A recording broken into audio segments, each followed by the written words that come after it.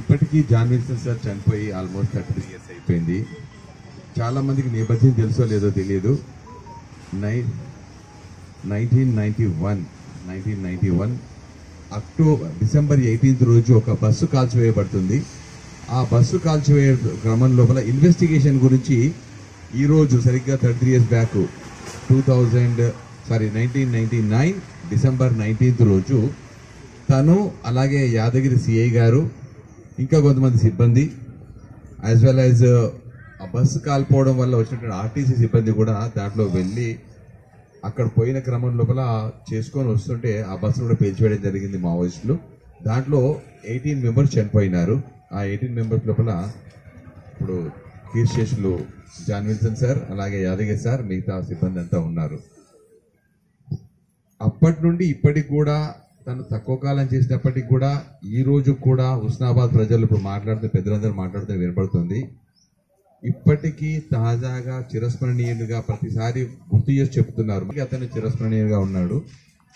అదే రకంగా మేము కూడా వారి ఆశయాలు వారి పద్ధతులను కూడా పాటిస్తూ ఇదే ఏరాను కొనసాగిస్తామని నేను మా సిబ్బంది తరఫున హామీ ఇస్తూ ఫ్రెండ్లీ పోలీస్ అనేది ఇప్పుడు కొనసాగుతుంది. ఫ్రెండ్లీ పోలీస్ కానీ అప్పుడే ఆ మావోయిస్ట్ ఉన్న కాలంలోనే ఇంత చైతన్యం పొందక ముందు నుంచే ఫ్రెండ్లీ పోలీస్ అంటే ఎలా ఉండాలి అనేది చూపించిన మహానుభావుడు మరి జాన్ విల్సన్ గారు.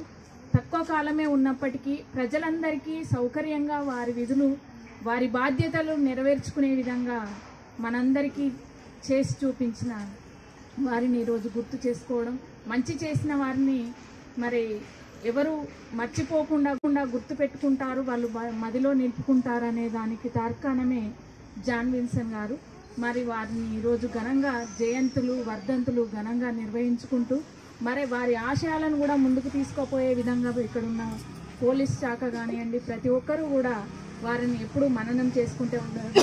33 సంవత్సరాలు గడిచినా కూడా మన ముందు లేకపోయినా కూడా వారిని గుర్తు చేసుకోవడం అనేది ఎంతో ఇది ఒక మన హుస్నాబాద్కి ఒక సూచిక లాంటిది. మనందరికీ కూడా రక్షణగా ఉన్న పోలీసులకు మరి ఆ విధి నిర్వహణలో అమరులైన అమరవీరులందరికీ కూడా ఈ సందర్భంగా ధన్యవాదాలు మరి వారికి వందనాలు తెలుపుకుంటూ